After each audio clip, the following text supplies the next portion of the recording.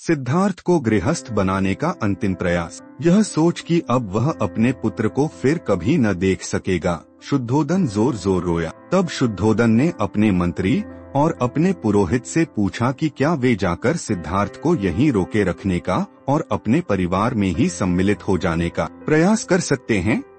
राजा की इच्छा के अनुसार मंत्री और पुरोहित विदा हुए और अभी भगवान बुद्ध रास्ते में ही थे कि उनके पास जा पहुँचे। उन्होंने यथोचित अभिवादन किया और उनकी अनुज्ञा पाकर एक ओर बैठ गए। जिस समय तथागत वृक्ष की छाया के नीचे बैठे थे, राजपुरोहित ने निवेदन किया, हे राजकुमार, जिस राजा के हृदय को आपकी विदाई के तीर ने बुरी तरह बींधा है और जिसकी आंखों से आंसुओं की धारा बहती रहती है, उस राजा की भावनाओं का जरा तो ख्याल करें। उसकी कामना है कि आप फिर घर में चले आएं। वह तभी शांति से मर सकेगा। उसका कथन है, मैं जानता हूँ कि आप धर्मस्थित हैं और मैं यह भी जानता हूँ कि आपका यह संकल्प वज्र के समान दृढ़ है, लेकिन इस प्रकार घर छोड़कर चले जाने से उत्पन्न वियोगाग्नि से मेरा दिल जल रहा है। हे धर्म प्रिय, धर्म के लिए ही आप अपने इस संकल्प को छोड़ दें। सम्मत विधि से आरण्यवास भी कर सकते हैं। अपने दुखी संबंधियों के प्रति निर्दयी न बने। सभी के प्रति दयावान होना ही धर्म है। कुछ समय के लिए पृथ्वी के राज्य का उपभोग करें, बाद में शास्त्र धर्म की साधना अनिवार्य तौर पर जंगल में ही नहीं होती, साधु नगर में रहकर भी मोक्ष लाभ कर सकता है। ज्ञान और आचरण ही धर्म के यथार्थ साधन हैं। साधु भेष और वनवास तो केवल कायरता के द्योतक हैं। शाक्य राजा दुख के सागर में डूबा हुआ है, जिसमें तीव्र वेदना की लहरें उठ रही हैं।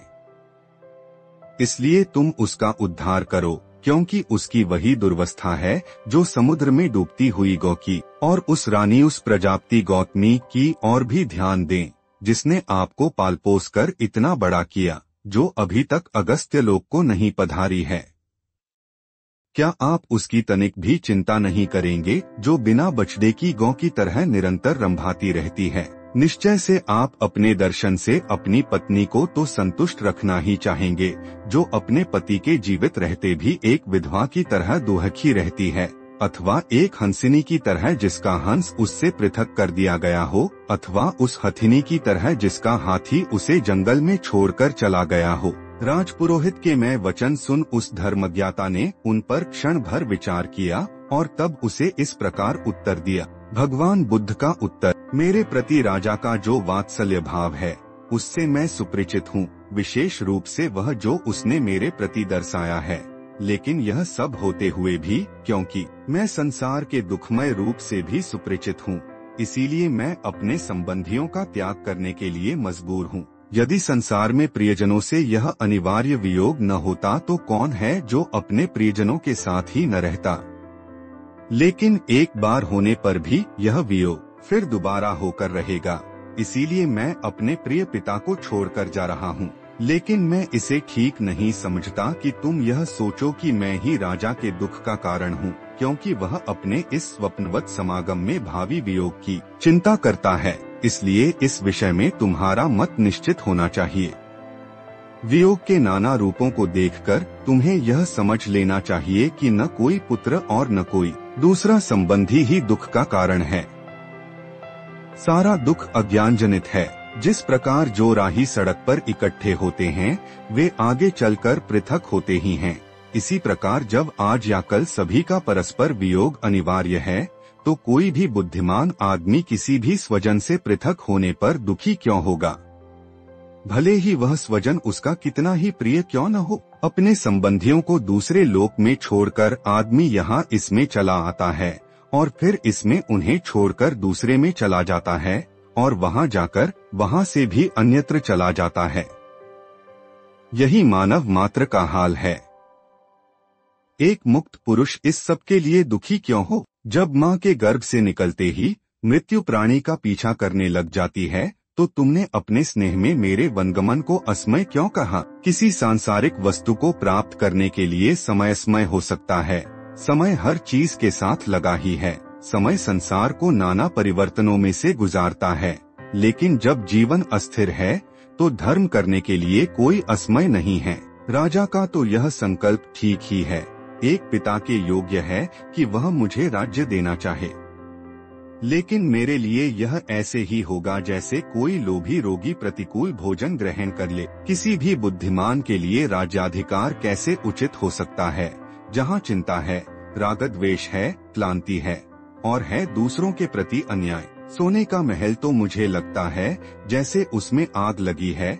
अच्छे से अच्छे भोजन विष मिले प्रतीत होते हैं और कमलों के फूल से आच्छादित शया पर लगता है जैसे मगरमच्छ लौट रहे हों।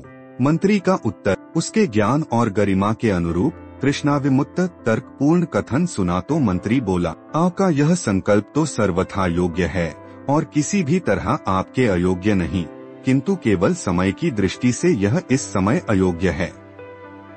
यह किसी भी तरह तुम्हारा धर्म नहीं हो सकता कि अपने वृद्ध पिता को दुख में छोड़कर चल दो। निश्चय से तुम्हारी बुद्धि बहुत सूक्ष्म नहीं है, कम से कम धर्म, अर्थ और काम के मामले में तो सूक्ष्म नहीं है।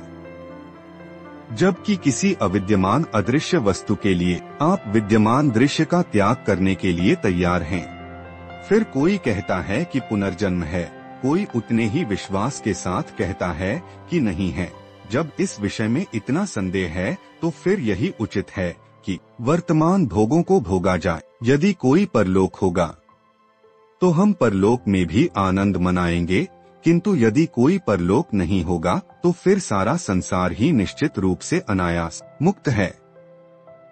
कुछ ऐसे हैं जो पुनर्जन्म तो मानते हैं किंतु मोक्ष की कोई संभावना नहीं मानते। उनका कहना है कि जैसे अग्नि स्वभाव से ही उष्ण होती है और पानी स्वभाव से ही तरल होता है, इसी प्रकार यह संसार स्वभाव ही संसरणशील है। कुछ का मत है कि सभी वस्तुएं स्वभावज हैं, चाहे अच्छी हो, चाहे बुरी हो, चाहे सत हो, चाहे असत हो, और जब यह सारा संसार ही स्वभावज है, इसलिए भी हमारे सब प्रयास व्यर्थ हैं। जब इंद्रियों की प्रक्रिया निश्चित है और बाह्य पदार्थों की अनुकूलता प्रतिकूलता भी, तो फिर जिसका वृद्धावस्था और कष्ट से अटूट संबंध है, उसे कौन कैसे पृथक कर सकता है? क्या यह सब प्राकृतिक ही नहीं है? पानी आग को बुझा देता है और आग पानी को भाप बनाकर उड़ा देती है। ये सभी तत्व जब इकट्ठे हो जाते हैं तो संसार का निर्माण करते हैं। गर्भ में ही हाथ, पाँव, पेट, पीठ और सिर की रचना हो जाती है। बुद्धिमानों का कहना है कि यह सब प्राकृतिक ही है। कांटों के तीखेपन का कौन निर्माण करता है?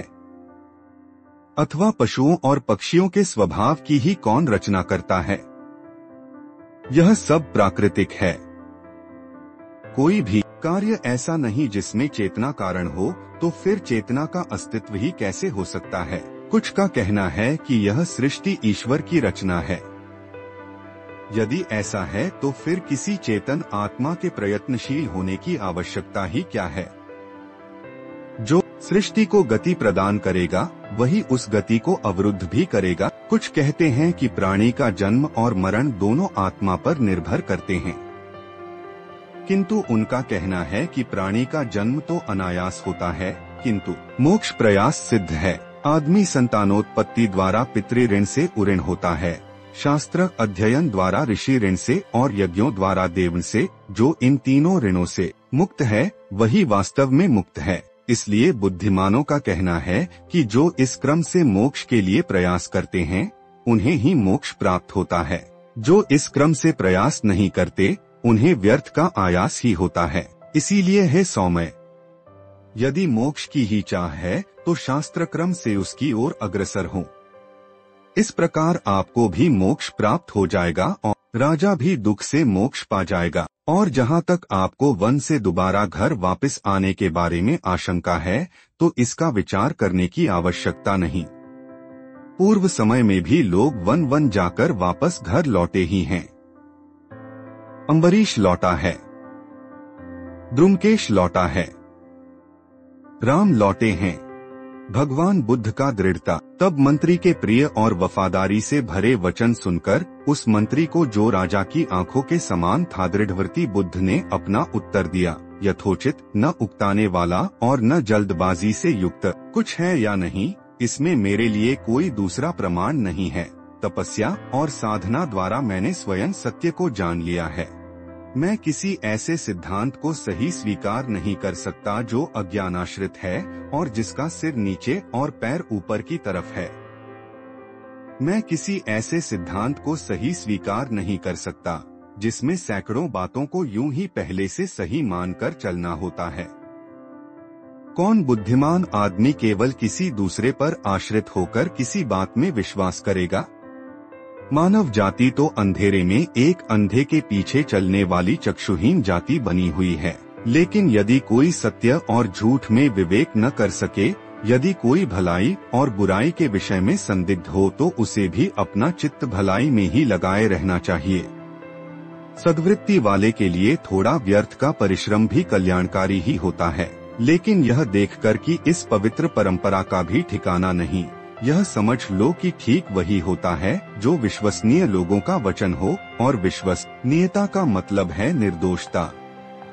जो सर्वथा निर्दोष है वह सत्य का अपलाप कर ही नहीं सकता। और जो कुछ तुम मुझे घर लौट चलने के बारे में कह रहे हो और अपने पक्ष के समर्थन में कुछ लोगों के उदाहरण दे रहे हो, तो ऐसे लोगों की क्या प्रामाणिकता जिन्होंने अपने व्रत को ही तोड़ दिया। चाहे सूर्य पृथ्वी पर आ गिरे और चाहे हिमालय भी अपने स्थान से हट जाए, तो भी मैं किसी हालत में भी इंद्रिय विषयोन्मुख होकर घर नहीं लौट सकता। मैं जलती हुई आग में प्रविष्ट हो जाऊंगा, किंतु बिना अपने मानवता के कल्याण के उद्देश्य को पूरा किए घर नहीं लौट सकता। इतना कहा और अपने दृढ़ निश्चय के कारण तथागत सर्वथा उपेक्षावान होकर उठकर चल दिए। तब आंखों में आंसू लिए मंत्री और पुरोहित निराश होकर कपिलवस्तु लौट आए।